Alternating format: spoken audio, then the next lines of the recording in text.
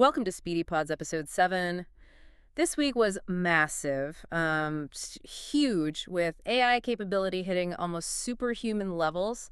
And at the same time, you had these real market shifts rocking, retail and housing. So we've kind of distilled all those sources to pull out the critical connections, the insights you might have missed. Yeah, the velocity, the sheer speed of advancement is what really stands out. I mean, look at the ICPC World Finals. That's the top college programming competition. Right, the big one. Well, OpenAI's reasoning model got a perfect score, 12 out of 12 problems solved.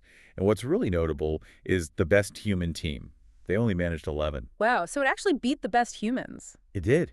It's pretty sobering to think that the best human strategy for these complex algorithmic problems was just eclipsed by a machine solving something we thought needed deep human intuition and doing it in minutes. Okay, so the models are definitely smarter, but, the tools for developers, arguably even more disruptive right now. Take GPT-5 Codex, their most powerful coding model yet. Oh, yeah. Hearing a lot about that one. Demand was apparently so high, it's running like 2x slower than they targeted. That's crazy demand. It is.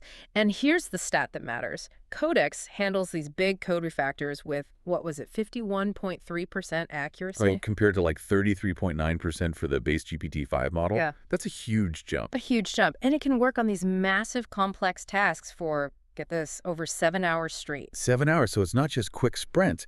It can handle the long haul, the marathon coding sessions. Exactly. Knows when to sprint, when to settle in. But that kind of pace, that capability, it puts intense pressure back on the resources, doesn't it? Yeah. It fuels this just unquenchable thirst for tokens and massive infrastructure investment. You mean like compute power and data centers? Precisely. Look at Grok, the AI chip builder. They just secured $750 million at a $6.9 billion valuation. Wow. Specifically to expand data center capacity. And then you see Oracle lining up that potential $20 billion AI cloud deal with Meta. 20 billion. Okay, so the money pouring in is astronomical. It has to be to keep up. So the bottleneck isn't just raw power then. It sounds like it's also about architectural efficiency. Like, how do players like Meta actually handle the sheer volume of demand on the, efficiency side? Yeah, great question. It's pure innovation there. Meta's superintelligence labs, Yeah. they optimized RAG.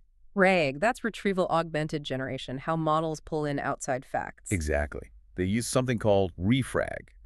Basically, they made that data lookup process 30 times faster. 30 times. 30. And allowed the model to reference contexts that were 16 times longer, all at the same time, without losing any accuracy. Okay, that's a serious efficiency gain. 16 times longer context is huge. It's a game changer for complex tasks. Speaking of Meta, this is where AI starts feeling really consumer-facing, right? We saw that demo leak for the next Meta Ray-Bans. Ah, yes, the smart glasses. The glasses will apparently use AI to see and hear the world around you, projecting info onto a clear screen only the wearer can see. Yeah, it's fascinating. The Ray-Bans show AI handling data input, seeing, hearing. But once AI is that integrated, it needs to interact financially, which brings up a really important question. How will these autonomous systems, these agents, actually handle money? Right. If an AI is managing your schedule or booking things, how does it pay? Exactly. Google's tackling this with their agent payment protocol, or AP2. The idea is if AI agents are going to, manage parts of your life, AP2 provides that secure handshake.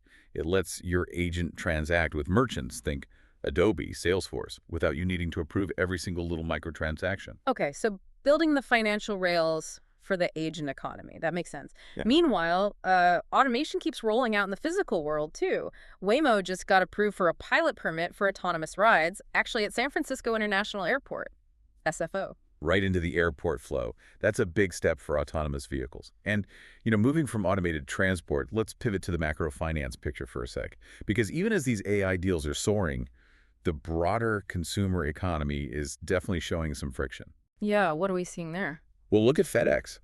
They reinstated their profit outlook after better earnings, which is good. Okay. But they still expect a $1 billion hit this year. And crucially, that hit is almost entirely due to trade volatility and losing the de minimis rule. Ah, the rule that let low-value goods come into the U.S. duty-free. Exactly. That change shows how quickly geopolitical policy shifts can just wipe out operational gains, even for huge players like FedEx. Yeah, that's a direct hit. And on the consumer side, well, Lennar, the home builder, they missed their forecast. Seems like affordability concerns and maybe an unsteady job market are still big hurdles. Despite mortgage rates dropping a bit recently, it shows housing is still tough. And we also saw Darden restaurants, they own Olive Garden. Ah. They're lowering portion sizes and prices, which is interesting. Yeah, what do you make of that? Well, it feels like they might be hedging their bets, right? Trying to appeal to diners worried about costs, maybe. Makes sense. But could there be something else, like the whole weight loss drug trend impacting how much people eat? That's the other angle. Yeah, appealing to cost-conscious folks and maybe adjusting for potentially lower overall calorie demand. It's a complex signal. Absolutely. And if you connect all these different threads, I mean, whether it's AI dominating programming contests or Oracle chasing a $20 billion cloud deal or FedEx getting hit by trade rules, the immediate effect is just massive, sudden change across every single sector. It's forcing every business model to adapt, like instantaneously. Yeah, the pace is relentless. And, we just saw YouTube rolling out new V3 AI tools for creators, tools to generate shorts really quickly.